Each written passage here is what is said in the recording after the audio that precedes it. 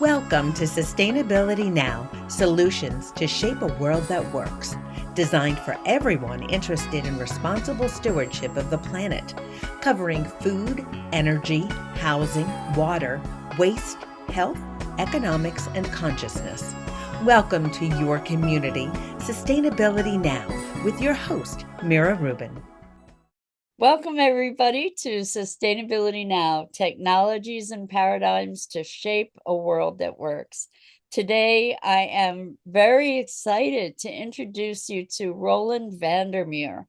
After 15 years of building 3 investment firms invested in sustainable real assets of water, agriculture, waste, and energy, Roland is now executive chairman of UpTerra, a revolutionary ag tech company using water and energetic frequencies in a 3-part process to improve farm wellness. Part 1 of the process uses the flow device to turn the farm's irrigation source into structured water, which is more hydrating and energizing for crops and animals. Part 2 uses electronic coils to imprint the structured water with specific frequencies and harmonics that further enhance plant and animal growth and wellness. And Part 3, the TerraNet service, remotely transmits specific energetic digital amendments to the farm that deliver specific wellness benefits and deter pests. Roland, I'm really excited to talk to you about this revolutionary technology right up my alley, talking about energetics and frequencies, and you have real world proofs of these things. So I'm just beside myself with excitement to talk to you. Thank you so much for being here. Oh, you're welcome so much, Meredith. And I really appreciate you taking the time to talk about this because it is challenging for some people to realize all this idea of frequency and what's really going on in the world can be applied now. And that's what UpTerra is bringing to the world, which is really fun to do. So what we're going to be doing is I'm going to ask people to suspend their disbelief Well, because there are we're 200 farmers out there that have already done that, are applying it, and they're big farms. So we're already making that happen. So yeah. Yeah, and so on your website, it's upterra dot CO. okay, up to UPTERRA.co, and there are case studies on the site, which I encourage you all to check out with metrics on the results that have been achieved through these processes. So we're going to be talking about a new paradigm. Not, I say a new paradigm, but it's like it's a pre-existing foundation of the universe, actually, right? Yeah. And everything is energy. And what again I want to request is that you open your mind to these potentials that are not part of our common conversation for most of us. Yeah. Okay, so that said, given that we have a very material bias in our world, and that we have a scientific bias, I want to address the fact that you do have multiple case studies where you are showing material results from this process, where there's been an increase in health in livestock, there's been an increase in growth in plants, in root structures, in health of soil, in retention of moisture, in reduction of water use for irrigation, in greater yield in these plants. And Yeah, maybe I can help you on that because it's not so much every farmer is a show me kind of guy. They do not they've been farming for a while and they realize that their tools are good, but they're not good anymore. Okay, the industrial ag system is taken away. And if you're an organic farmer or a sustainable regenerative farmer or even a biodynamic farmer, wonderful. We can help there too because this is all energetics, is all working in harmony with nature. That's the whole idea. But most farmers, use the chemical NPK, if you will, nitrogen, phosphate, potassium. It's all part of the system. Okay. And that system was created to increase growth to feed the world. And it was come out of the chemical industry, which really came out of the wars, okay, creating all these chemicals, and they turned these petrochemicals into fertilizers and stuff like that. That's where it all came from. But in essence, what we've done is rob the soil of its nutrient base. And what happens is you have food that is lacking the nutrition that it had 100+ years ago. Okay, it doesn't have the same nutrition. An apple today is apple a day keeps the doctor away. That apple, you have to eat like 50 of those apples to have that same nutrient value because the soil's been denuded, if you will. And that's what we start with. Okay, that's the industrial ag system. And we decided to take all this technology that's been there for a while. A lot of it comes out of health and healing and other aspects, and the physics and the pundits who have been leading the charge about water and about frequency and all that have been around for a long time. And we cite a few of them on our website, which is pretty interesting to read through too. And we have papers on that as well. But what we're knowing and what we start out with, and I won't throw this to farmers, but since it's your podcast, we can kind of go there. This is an energetic world. We live in a quantum world today, and we've been taught it's a linear world. And I'm an engineer, electrical engineer, computer science. I mean, that's what I did. And for me to fathom this is like, huh? How does that work exactly? Everything's linear. Everything has a. It's not. It's a creation of consciousness, if you will, and that's what the physics is showing now. The new physics, which unifies everything. Resonance Science Foundation is a place we can find a lot. There are a lot of guys approaching this. It's a quantum world we live in. In other words, your thoughts are the creators. Okay, your thoughts create the reality you're in, and that's what manifestation. All these people talk about. It's real, but you've got to learn the process and really get rid of all that noise in your body and noise in your head, those errant thoughts, and then you can be able to play with this. But we're saying, okay, great, wonderful, but how do we get this into a technology form that can help these plants? So what do we all love? Okay, love. All right, plants like love. That's why a green thumb, they like love. The vibration of Vivaldi is much better than playing acid rock, right? You know that. Plants, I'm people, going to same interrupt thing. you, Roland, because Oh, I want to ground this in something that people that aren't there yet okay. So can. let's start with the basics. Just give me a minute. I want to give some really practical, familiar examples of Mhm. energy Yep. and how energy has a manifestation that we can actually witness. An example is a microwave. We know that a microwave is creating energy. That energy is creating heat, and we use it on a daily basis. It's an energetic tool. May not be a beneficial energetic tool in the long run, but we know that it works.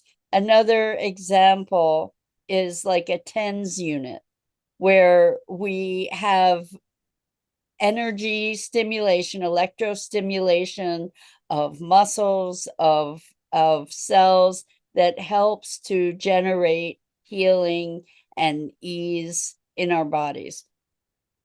We also have things like x-rays, which is energy, right? So the thing is, we're dealing with an energetic space all the time. And this conversation, while it's very familiar to you and me, Roland, is I want to create a bridge for folks that might think that we're talking about a whole bunch of new age hoo-ha. Okay, so the fact of the matter is that we do recognize that everything is energy, and the foundation of one of the foundations that UpTerra is working from is that everything has a unique energetic signature, that everything is vibrating at a certain rate, and there are unique vibrational patterns to all these different things. Right. Now we can go from there. Yeah. Okay, let's even back. Let's go to water because water is something people take for granted. Water is so fantastic. It has such complexity to it. We barely understand water. We barely, and we work with it all the time. So there's something called, and Gerald Pollack, University of Washington, calls it the fourth state of water, the fourth phase of water. And we call it structured water, the easy layer, hexagonal water. You can call it a lot of things. What it is water from nature, either through a mountain spring, which is tumbling and cascading down the stream and meandering and doing vortexing all the time. Water from rainwater is vortexing and spinning and spinning and spinning. When it comes down, ask a farmer what rainwater looks like versus irrigation water. It's two different things. I mean, it's amazing what happens. Why?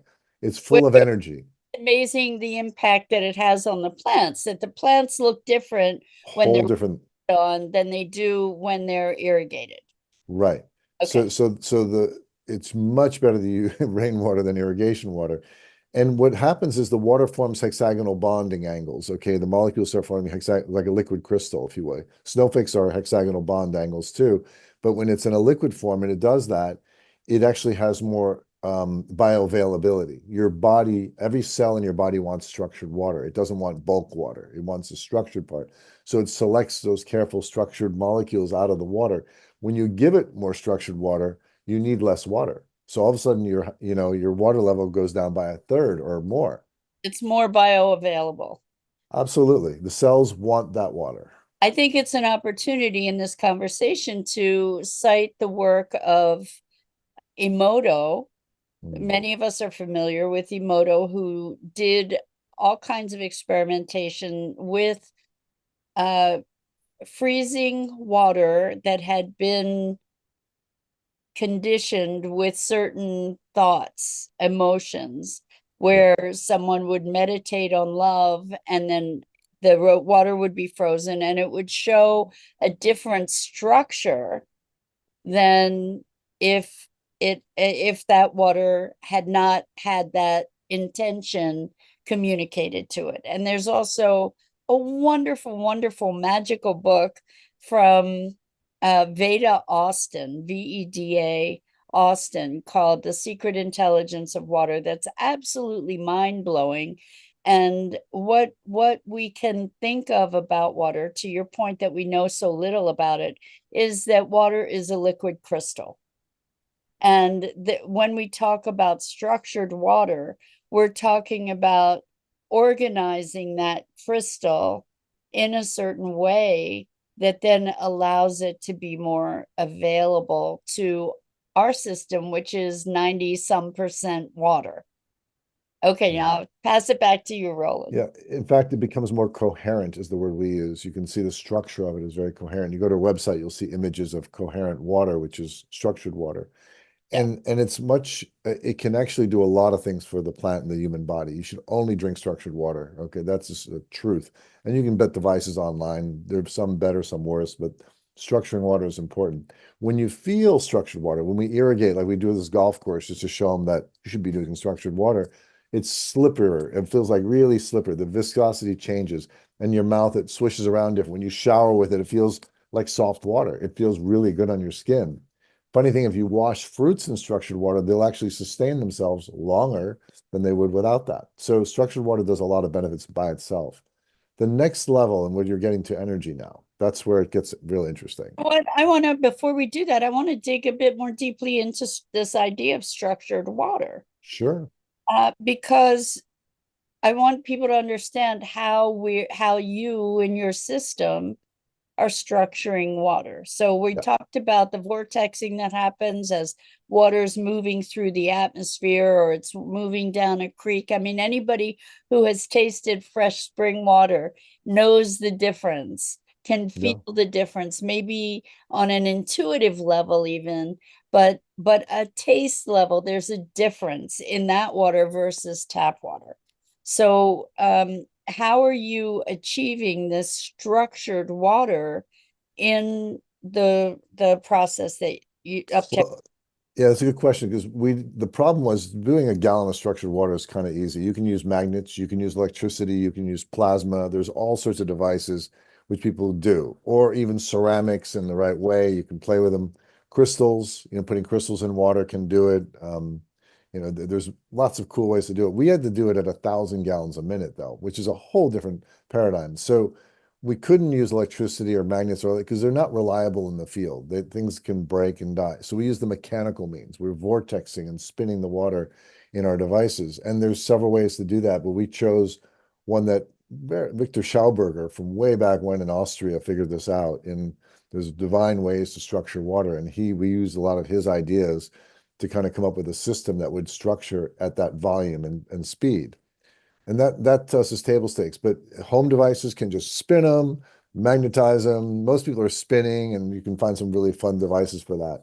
Or you can do other things too. But that is the best, actually.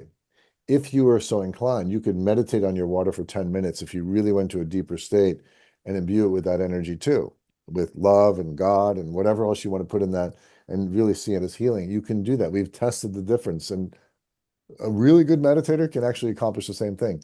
So what is water? And that's what Emoto was trying to say, and Veda Austin was trying to say. It's semi-conscious, call it conscious if you will. It picks up the information. Feels it. It feels that energy. We think about crystals, and we think Mhm. about quartz crystals that are in radio transmitters and stuff. They are used as stores of information. Right. So with water as a liquid crystal, if we can stretch our mind to consider that it then makes sense that water can store information potentially.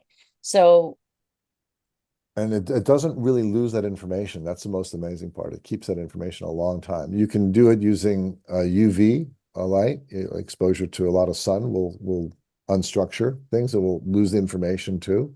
But structured water holds more information. We're pretty sure of that because we see the huge difference between imprinting the water that it's structured versus non-structured. And we tell that by the results in the plants empirically. We can't actually test the chemical composition of what we're imprinting, but we know the frequency. We can measure frequency, and we can see what the plant, if it's manifesting boron, all of a sudden we didn't add boron to the system and the control didn't, we know we've succeeded. So we do it all empirically because that's the only proof the farmer wants to see. It's empirical. It shows in his field. So let me go into step 2 then. want to interrupt Okay. to say you are so deeply steeped in this that your skepticism about it is non-existent because you've experienced it and you've witnessed it and you've seen it. But the people that we're talking to, this is new information. And so I want to gentle people into it so that we can take it one step at a time. Yeah. And so with the structured water, we can imagine, and you actually have images of the structured water on your website at upterra.co. And we'll put images like that on our website for people to see at sustainabilitynow.global. But that there are distinct differences in the appearance of this water that has been structured versus water that hasn't. Yeah. Yeah, there's a couple ways to see that. Electron microscope, you could probably see the bonding angles, okay, of the individual like hexagonal things, and there are some, you can find them online. We don't have an electron scanning microscope, so we use like a 100x microscope, okay? We have a dark field microscope to do a lot of things, but what we do is we sprinkle some salts, much like salt water, but probably a little less salty. And then instead of Veda Austin freezes water, looks at the crystal structure. That takes a while to do well. We want to do it instantaneously because we don't have the patience and it's cheaper. We flash it with heat, and the salts will show you the structure of the water. So if it's globbed up and chunky, it'll look globbed up. If it's coherent, the crystals are really coherent and beautiful. And that's what you see. And so that tells you we've structured the water, the difference between that and that. It's very quick to notice. Okay, so let's go back to how you're creating the structured water. You've done it in a mechanical way, and what you're doing is, am I correct in understanding that what you're doing is you're taking a length of piping that has this mechanical structure within it and embedding that piping in an irrigation structure in a field. Is that accurate? Yeah, everything's meant to plug and play. So we take let's call it a 3-foot section because these are big pipes, so 10-inch, 8-inch pipes, kind of thing, maybe 6. Sometimes in small little farms, 1-inch, 2-inch pipes. But we take a section of pipe 2 to 3 feet long. Inside there are these little, we'll call them crystal oscillators. They're actually crystal marbles, if you will, like the shape of marbles, a certain size, and they're put in certain geometries in there, and that creates vortices as the water flows in and out of that. So what you've done in 3 feet is emulate a mountain stream for 2 miles. Because in a mountain stream, water flows, then it tumbles, and it flows, and it tumbles, and it flows, and it tumbles, right? And so in 3 feet, every water has to be tumbled really quickly going through that fast. And what you're finding is you can structure it in that kind of distance. And we've experimented with longer and less longer. It's a really good optimal, and that's a perfect thing we can just plug into any irrigation system just right away. It takes a couple hours to install. So what's happening to the water is it's becomes something called phi ratio. It's really bending loops and creating these vortices. And everything's Fibonacci sequence based in our universe, if you know what Fibonacci sequence is, and 1, 2, 3, 5, 8, 13. It has a It's certain, maybe you can describe Fibonacci sequence just so that people have an understanding. yeah, so it's a mathematical equation, which you can see those curves that rotate out like a spiral out. And that's a Fibonacci, that comes from a Fibonacci sequence with squares. And you're really taking 1 plus 1 is 2, 2 plus 1 is 3, 3 plus 2 is 5, 5 plus 3 is 8, 8, 5 is 13, and so on. It's infinite. The loop just getting bigger and bigger. Water loves that ratio. Actually, there's a little better ratio than that one, but that's a little more esoteric. But you're trying to create these ratios of water flowing through in certain geometries. Nature is all set up by geometry. I mean, everything is a mathematical formula. It has to be. If you were a god, whatever, source, the force, whatever you want to call, you wouldn't create every dot and pixelate everything. You would create mathematical formulas that are elegant and flow. And that's why the Fibonacci sequence, that's why the ratio, the golden mean ratio is so important in our world. Everything's based on that. It's just beautiful. The math is just so elegant when you, that's how you do a, if you're a 3D graphics computer guy to create a simulation, you have to use a formula the same way the divine would too. Okay. And I call it that because there's no other word for it. The physics, you can't explain it except for someone created the math to do this. Okay. Somehow. So within these piping sections, there are these vortexes and arrangements Yeah. of these Crystal balls. these little balls that are creating this pattern of movement and Yeah. the structure for the water. And then once this water is structured, what we're looking at is a more defined crystalline structure that can better receive information. We're talking about a crystal as something that can receive information. Water is a liquid crystal. We're structuring it in a way that it can hold more information, correct? Right. Okay. Right. Next Beautiful. phase.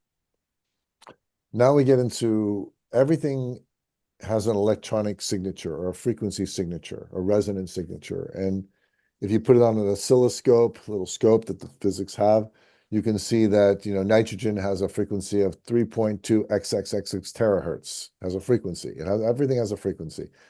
You, Nothing in this.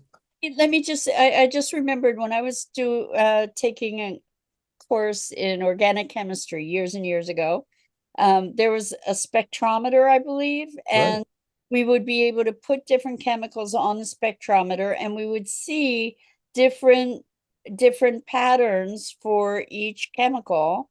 Yeah. And when you think about what is a spectrometer, it's talking about light spectrum, and each of the different colors on the spectrum have a different frequency pattern to them. So what I'm trying to do is to create a bridge so that people understand this isn't made up stuff, that we've been working with frequency forever, but we've thought about it in terms of light spectrum. Like when you look at a rainbow, the different colors have a different frequency associated with them and wavelength, and that's how we perceive these things. Or there are certain ranges of light that are outside of our perception, but there's still a different frequency and wavelength pattern. Okay. I think that I gave some foundation, hopefully, that people will be able to relate to. Well, remember, our visible spectrum is about this much, and the whole spectrum is massive. Okay. So we're interfacing with very little what's really going on out there, just like we only hear a portion of what's being said. And Right. everything is frequency and vibration. Nothing is actually solid in this world. The desk that's in front of you, is 99.9999% space. And we know this through quantum physics. Well, we know this through any molecular thing because an Yeah. atom and a proton, the distance is like taking a golf ball and going 300 football fields away to the next golf ball. I mean, it's huge distance. Everything's space, okay? And yet we perceive it as solid. It's hard. It's real. This is not touching. You put an electron microscope, you'll see how much space is between my hands. It's electromagnetic repulsion. So everything has, this is coming together. It can't go through each other. If I was in a different spectrum, not in this spectrum, I could go right through my hand because it's all space. But because I'm matched in spectrum, we get touching, so-called touching, but nothing touches. Okay, knowing that, if a molecule of nitrogen, which has a frequency, goes into the water, the physical, you see it, it's reflecting, but it's really energy. It's reflecting. Your eyes can see a spectrum on it. Okay, it's a little fertilizer thing. And you can put on a scope, you can see it. Now it's carrying in the water, the physical, it's vibrating like a nitrogen thing does. It vibrates, a little oscillation. The plant recognizes that oscillation. So, oh, I know what to do with that oscillation. It doesn't touch and do anything because everything touched in this world, boom, let's call it an atom bomb, right? We don't touch. So it recognizes the vibration and the plant knows what to do with that vibration. Just like you're eating food, you're breaking it down to the essence of vibration. You need the vibrations to make your cells do what it needs to do because nothing's touching. So when you understand that, now we can start to play. All I need to do is capture the resonant frequency of anything I want to put into that plant. Now the physical has a higher amplitude, more volume. The energetic has a lower volume, but it's persistent. It's there all the time. We can keep it humming. Whereas the nitrogen particle is gone, it has to go down the waste stream, which causes all sorts of damage. So if we can work in this frequency range, we're not having waste. We're only giving the plant what it needs because it doesn't take anymore, it doesn't need it. It's like turning off the radio. I don't want anymore. So it's really a beautiful system. So we bypass the whole physical into the energetic. And that's what we really live as, an energetic world. So and then when the farmers see this working and they realize they pull back their amendments and they do only the harmonics of the amendments, they have better results. It's more homogeneous. The structured water helps. The plant loves the vibration. Anything it doesn't need, it doesn't listen to, And then ideas to give feedback. Does it need some more of something? So we want feedback from the plant. Now that's in a whole other equation. But so what we've done is build a system to transport anything. Now, how we capture that frequency is a whole process, but that's another discussion. But essence. No, I would love it if there's a way to incorporate that in this discussion. Is it possible to give people an idea of how that's captured? Yeah, the simplest thing is you first have to break it down to its essence. I have a whole bunch of fertilizer here. What's really the frequencies I'm transmitting? You got to know what that is. And to do that, it's like distillation, and it's an alchemy process. You distill something down to its essence. And that's what homeopathy does. That's what a lot of arts do, but they distill it down. And what you're going to end up with some crystals at the end in what we call a spirit, which is the alcohol used to distill it in a sense. And that is the purest frequency of garlic or of anything, we can think, any amendment we can think of. And we live organic. We don't go with chemicals. We don't do the chemical realm. That's not for us to touch. We can actually replace everything with the organic realm. So we're actually helping the farmers go organic. So we have a whole process. And once we have the essence of it in its distilled form, the most distilled form you can get it, and it's distillation, it's cooking it, and then it's burning it to the crystals. I mean, it's literally that process. Then we got to measure it. Then we got to measure those frequencies. And that's where your oscilloscope or your spectrometer and all these tools come in handy. And we take a proxy, basically a modeling of it, like sound waves, when you MP3 as a sampling of the sound wave, it's the same thing. We sample the curve and we inject that into the water with these coils, which Tesla kind of created. The ones we know about, Tesla created. I'm just using that as a reference. It's probably more ancient than that, but coils look like a spin in and a spin out. So it does both, in and out. So it's always doing that. It's the waves are doing that, constantly collapsing, imploding. That's what nature does. Everything's imploding, everything's contracting, everything's exploding, contracting, imploding, and it does that. So you do the same thing, and that's what the water receives, is that information in that format. We use a little more advanced coils than that, but it's the same idea. Beautiful. And I want to create another bridge here. If you're not, the listeners, if you're not aware of cymatics, Oh, beautiful. look up cymatics. There are some wonderful videos on YouTube. and it's spelled Cymatics, cymatics. And what it is where you have a platen that has maybe sand on it or some kind of substance, and then a sound or a tone is used to vibrate the platen, and then you notice that as that tone changes, patterns emerge from whatever the substance is that's on the platen, and they have very distinctive shapes. And so it's a way for us to actually visualize frequency. So to recognize this is not made up stuff. This is real, and we actually do have ways to access it and to visualize it. So this is, we're talking, taking it to another level here, but use these things as a foundation to open up perception of this world of energy in which we live. Yeah, that's a beautiful example. Cymatics is a very well-known art now, and it's very interesting. As you go higher in frequency, the complexity of the geometry goes up, and you'll see images you see in nature when you start to do this. You'll see the same images come up, and you'll see mandalas. You'll see a whole bunch of things that come out of nature that are in the cymatics thing as you elevate the frequencies. And if you put multiple tones on, you see all sorts of stuff happen. And then there's It's something called powerful. 3D cymatics, and you can build structures, and it's just beautiful work they're doing. But Yeah. it shows you that's how nature creates. It starts with the fundamental tone, then it goes to light, and from light we get these sound tones out of that, so to create these structures. But everything's really, we're really light beings. If you go back to way back, take it all the way out. I'm way up, I would say, okay? And the physical manifestation is a dull down frequency down to these harmonics where we're physical. It's the Right. lowest density physical. So we're trying to elevate it up a level so we can work with the plants on a more harmonious level where nature would work with it. And that's what the plants appreciate. You have developed, what is it, 100 different amendments or 55? 180 now, 180, yeah. Wow, 100. Okay, so now this is really interesting. We talk about soil amendments, but what you're talking about is digital amendments. And the digital amendments are the signatures of all the energetic signatures of all these amendments. So how do you imbue the water or infuse the water with these digital signatures? Well, it's only digital because we've sampled it, but it's really an analog signal, okay? Okay. Analog means it's a continuous signal, but when you go to digital, then you have to sample, and you have a sampling rate. You know, you capture dots on the curve, and then you draw a line through the curve. That's a sample rate. So you can replicate But it. it's really, ideally, you want the analog frequency, but that's a lot of data, you know, a lot of data. And we found that we can sample it in a way that it's sufficient to have the tones we need. And the plant is fine. I got it.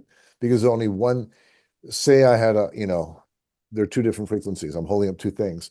Has a different frequency. Well, they're pretty distinct. Okay. Now, when you're getting certain frequencies, you think they're not, they're very distinct. So all you need is a few sample points. Oh, I know that one. I know that one. It's the same thing. You're trying to mirror it, right? Anyway, so how do we imprint it in the water? Well, water, again, like any crystal, like I'm holding a crystal here. This is a little crystal. This can hold more memory than exists in the planet today, okay? This crystal. We just don't know how to put it in and extract it, but it does. Actually, one atom can hold as much information as there is in the universe right now, okay? That's how powerful, because we're dealing with sub-Planck level kind of, or Planck level things, which are little oscillators that are trillions and trillions and trillions and trillions around one atom. So it doesn't, you know, there's so much information. So what we're trying to do is, we don't know how the water wants to capture its information. It does. We don't have to know that part. Well, we have to realize we know that structured water carries more information than non-structured water. And we know that it loves it a certain way and many different octaves. So we imprint on many different octaves. This is music. I mean, the whole universe is music, right? And so we're playing music, and that's what the physics shows. We're playing music to the water, the water. Now, you can do all the amendment tricks you want, but what do plants really want? This is something I'll tell you because it's fun for your audience to hear. What does any being really want? just fundamental question, a very easy one to have. Everybody wants love, okay? Period. Love. Plants want love. So why does a green thumb person have better plants than a non-green? Because she or he is singing to their plants, loving them. And when the plants feel that vibration, you know those little calipers you can put on plants now and trees, and you can listen to the oscillations? You put that on and you sing beautiful songs to that plant, watch those vibrations harmonize. Play some CNN, or not to pick on CNN, Fox, whatever. And they're like, ah, they're crying, you know? Interrupt that because there are on the lines of the devices that you're talking about, there are devices now that you can attach to plants to that allow them to make sound, or that translate their energetic field to sound. And it's so fascinating. I've experienced that, and different plants have different sounds or different frequencies that they're emanating that are translated into this music, and they sing differently at different times depending on the atmosphere, depending on the relation, believe it or not, the relationship that you have with them, or the environment that they're in. So if it's a beneficial environment, they're happier, they're making different sounds than if it's an environment that is not as rich for them. So it's very, very fascinating stuff. If you want to go there, I can take you one step further than that. And this is fantastic because we watch all this stuff going around the world. People are experimenting. This one guy managed to hook up a plant so it could play music, okay? So it can make sound, all right? But then he gave it feedback loops so that it could hear what it was playing. And the plant learned to create music it loved. It was testing it out, and it created its own songs. And it's like mind-blowing, you know? It wanted to hear it. Oh, I like this. And it created rhythms and stuff. It was like, Wow. what? Yes, it was amazing. But plants have other senses we don't have. And I don't know if you read this stuff, but you can walk into a forest. The forest feels it knows if you're wearing red or blue. It feels the frequency. It knows how you're feeling because frequency. It's all frequency. Your emotions are frequency. Interrupt you because I'm in the process of reading this wonderful book called The Light Eaters. And I know that probably a number of you listening to this are like, yeah, right. But there is more and more scientific validation, literally scientific validation, talking about the, for lack of a better word, intelligence of plants and their ability to, for lack of a better word, learn and hear, for lack of better words. I mean, it stretches our concept of what's possible in many cases, but I really invite you to check out the book, Finding the Mother Tree, which is a remarkable book, and The Light Eaters. And there are many other science-based inquiries to really open the world of some sort of intelligence that is not brain-based intelligence in nature and in our natural world. So I know this is a mind-blowing episode probably for so many of you, but I invite you to just be in the inquiry of it, be present to the possibility of it, and investigate it further on your own, because it opens up the wonder of our universe in a way that we are not privy to in our general culture. Yeah. So please continue. Well, the technology, I mean, if you're doing your internal work, which means we're all full of all this information that we think was really real, this linear world that we lived in. And when you have to clear that out and empty it out, then you begin to kind of feel what's going on out there. And simple examples we always give a farmer or any investor we talk to is when you have a thought or or your mother thinks about you, and all of a sudden you call her and say, I was just thinking about you. What happened there? Right. It's not just synchronicity or random things happen. It's actually a brain wave, which is also traveling like a scalar wave, which is very instantaneous, faster than the speed of light by a long stretch, 40 million Right. times faster, let's just say. And what happens is the thought is a transmitted energy. And if the person's paying attention or in an open space, they can feel it, they will call. Okay. Another good example is, and that happens all the time with twins, with parents, the kids, and their I want to moms. Most, I want to cite Rupert Sheldrake, who yeah, right, is the person who came up with the notion of a morphic field, right. where everything is connected. It's not empty space between us, that there's this field of information that is transmitting and connecting everything in any given moment. And Yeah. very interesting stuff. No, it's fantastic. I mean, there's so many people we say they've come up with it. This is ancient. It is beyond ancient, all this stuff. Okay. And the cultures that we need, these last tribes, how they communicate through thought, telepathy, they do. It was natural for them. Kids today are being taught this very early on that they can use a third eye and see blindfolded, they can read. I mean, things are just pay attention. There's a place I don't know the name of the school, but there's a place in Salt Lake City that actually teaches not just kids but adults how to be able to see without your eyes. These people can read. There are videos online where you can Yeah. watch people playing sports blindfolded. Hold it. Right. So, Exactly. you And, know, and I love this stuff personally. It just completely pushes the boundaries of what we believe reality to be. I just love it.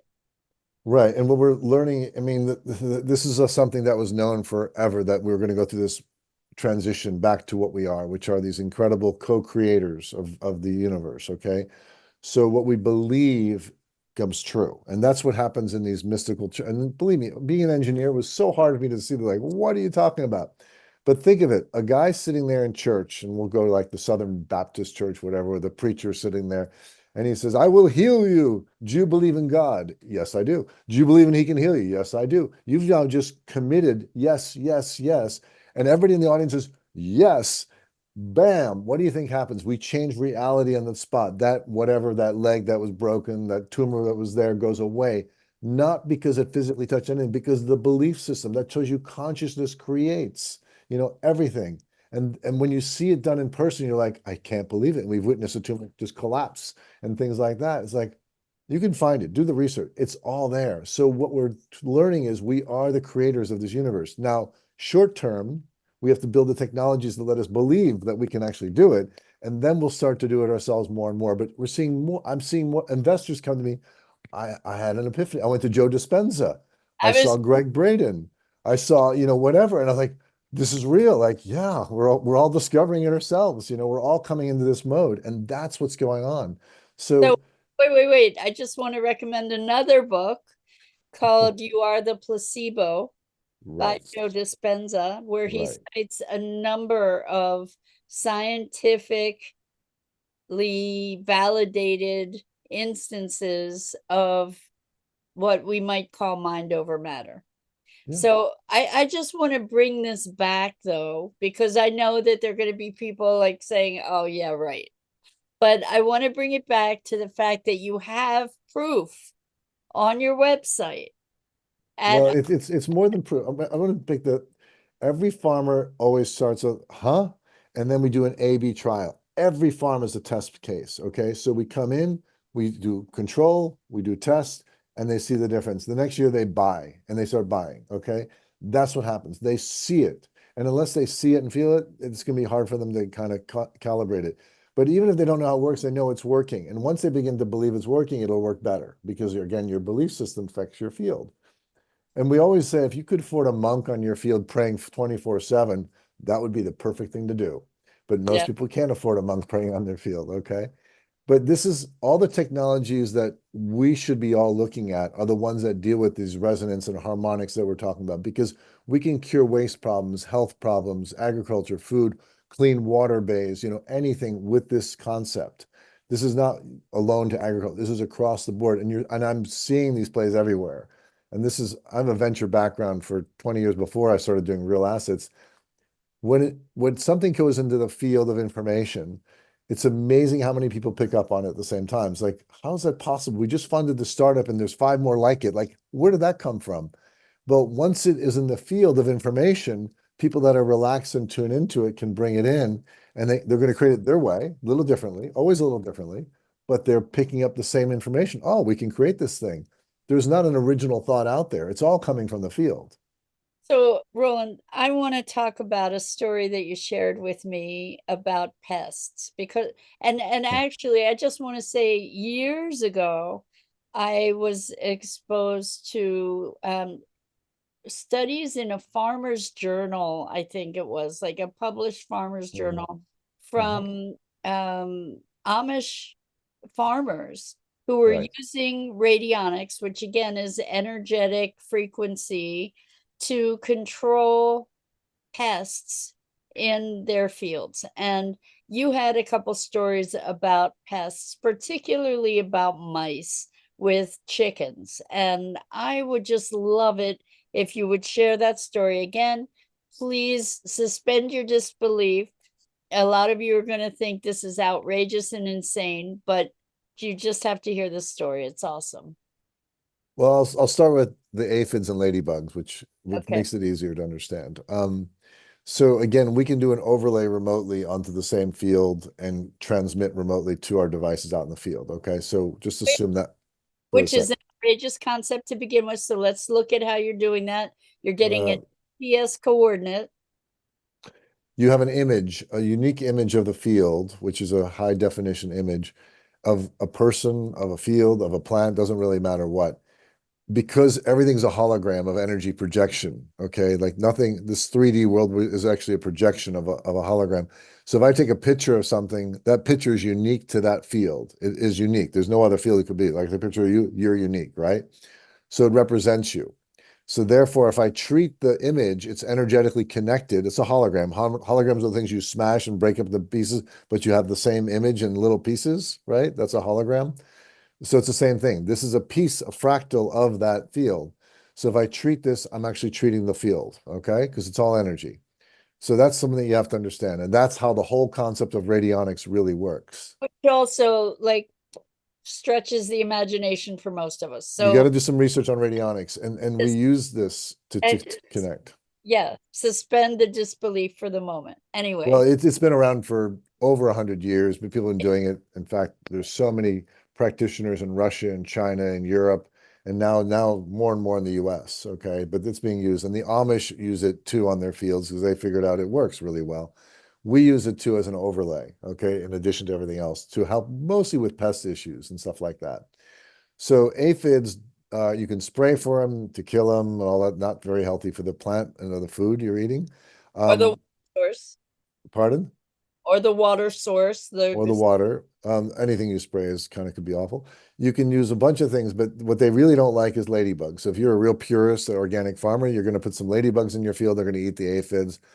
It's hard to keep the ladybugs around for long, but they'll do their job for a while, and it's expensive. They've now learned to extract the pheromone of a ladybug and replicate it. The pheromones are the scent of the ladybug, and they can spray pheromones in the field, and that works pretty well too. And those companies are pretty big right now, pheromone companies in agriculture.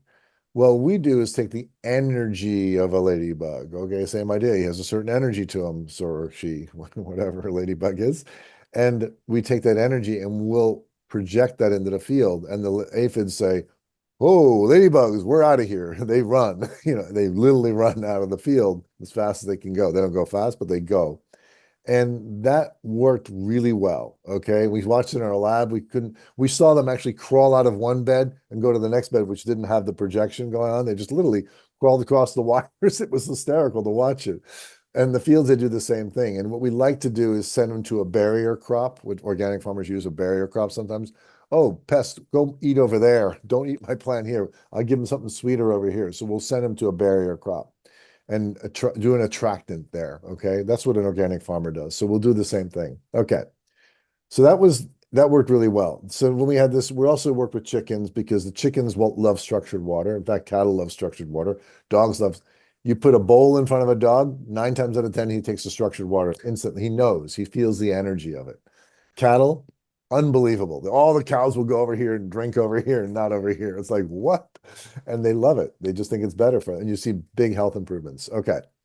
So we work with those two, but the chickens had a different problem. The chickens we're getting healthier and all that, but the farmer said, I got a mouse problem. I don't know what to do with this thing. These mice are all over the place and da da da. And this was a bad situation. It was pretty awful. Said, okay, what do we do? So I'm like this, you know, investor genius guy in the company. I think I know what we do. We put a bunch of cats in the field, Didn't work. Didn't work Well, very well. chickens probably wouldn't get along very well with the cats, right? And the chickens didn't like that either. So it was not a harmonious situation. Well, our grower kind of knew that. He was just humoring me for a while. But we have to get feedback from the farmer all the time. So what we found out is what they don't like peppermint and peppercorns. It's like antagonizes their whiskers and nose, their scent glands. They can't smell and find their way around. So once we projected that in the field, and there's some other things we put in there like that, they left. They really left.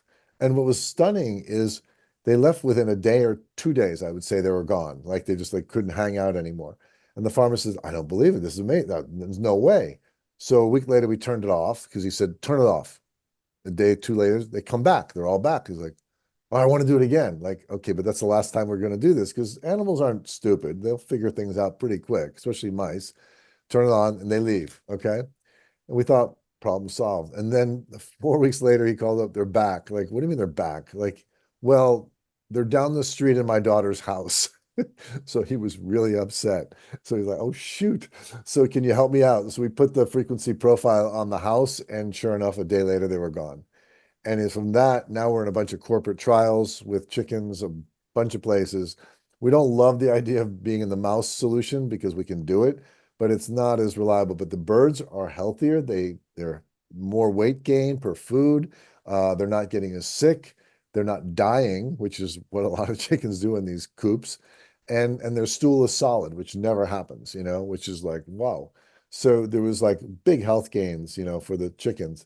And that's what we're selling it on. Okay. That's the gain we're seeing. And same with egg layers, same with all those things. And now cattle. So it all works the same. Are you using these processes to be creating feed for, Creating feed.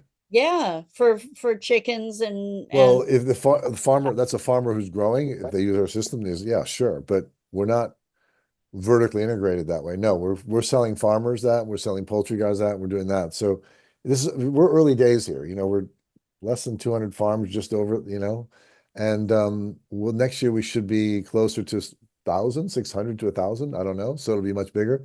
We're building a very broad network. And now, remember we started the conversation with, we have to, as humans, become to our hearts. Okay, this is what we're here to do. We're not here to destroy and kill and all that stuff, nature or ourselves. So as we're building this network and the farmer tunes in, we're creating a resonant network in the country and around the world, hopefully. Okay. And we're probably not the only ones, but we're the ones we know about right now. But this technology's out there. You can figure it out if you really do the work. But we're here to help scale and solve a big problem. And we welcome anybody. We're not competitive, we're collaborative with everybody. So this is the whole intention. So as we build this resonant network and people start feeling what they really are as they're co-creators with us, we can change the world that way. And that's why it's a beautiful play. so Roland, what do you need? What does UpTerra need? How can we support what you're up to? We were solving the problem for these big industrial farms, which we're taking one at a time. It's slow because they're always, Pete has to know Bob, has to know Bill, has to know Sam, and so on and so forth. So it's reference selling a lot. But really what we should do, I think the future of food long term will be the smaller, farms, local. And that's where we're going to focus. That'll be the next page. We're building distribution in the big farms who want to service them and help them solve their problem, but really want to service the smaller farms now. We have a price model that can accommodate that. So we're going to look to expand that next year in a So big way. what if there's a small farm that is interested in these services? Are they available for small farms now, or is that? Yeah, no, there's a solution that we've got a cost price solution that can work, and a whole set of generic crop types that we can service with this fundamental frequencies, which every soil needs, no matter what crop you're growing, it's going to work. And then If you have a big enough field and you want to do a certain crop, certain things, we can do that too. All that's possible. So we've divided our service into crop type because that's the big farms, but for the general organic smaller farms, we can help them in a big way, in a big way, and at a price point that really works. The paybacks are 5 to 10 to 1 the first year. It's quite amazing. It really is quite amazing. I invite everybody to go look at the case studies on your website. Yeah. And so would people contact you directly if there are farmers out there that want to be The UpTerra website's the best way to enter usually, but if they want to talk to me, absolutely. And I'm Roland at upterra.co. So okay. it's quite easy to do that. And I'll refer it into the right place, whatever. I'm working with next, we're probably going to go also do next year, Mexico, Latin America, and then start going globally the year after that. It takes, we're still a small company, 25 people or so, and we're growing, and it's growing. It's work. Investors? Pardon? Are you looking for investors?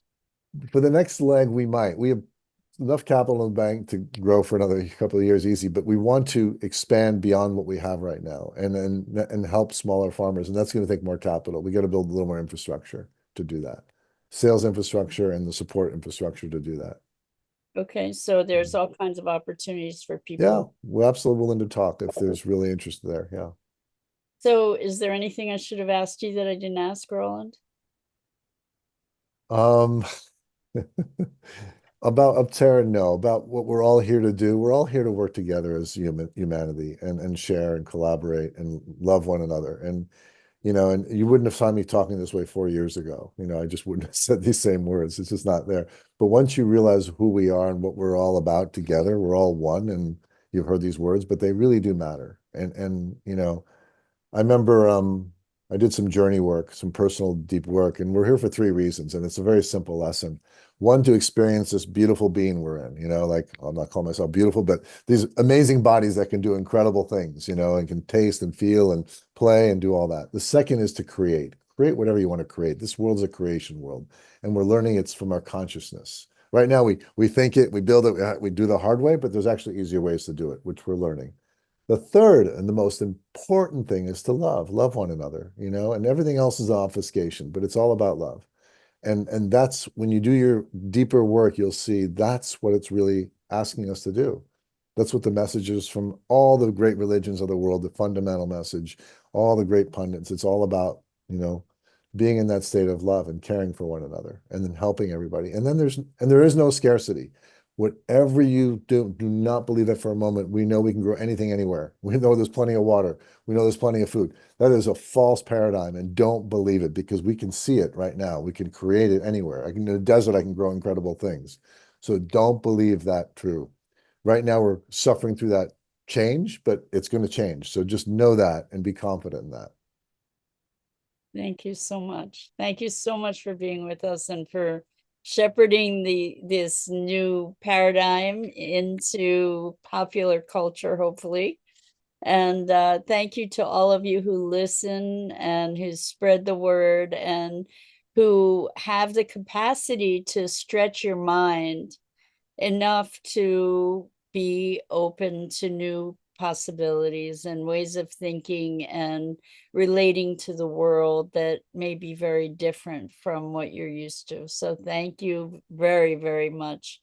And I also want to thank Scott Billy, who is my partner in crime here at Sustainability Now, and all of you who help support us through Patreon and through your generous donations. This is an organization that is an act of love from us, and we really appreciate you. So until next time, live the life you love and love the world, and together we can save the world. Thank you for listening to Sustainability Now. Visit sustainabilitynow.global to find resources related to today's program. While you're there, pledge your support by making a contribution to help us shape a world that works. And remember to subscribe, share, and follow us on social media.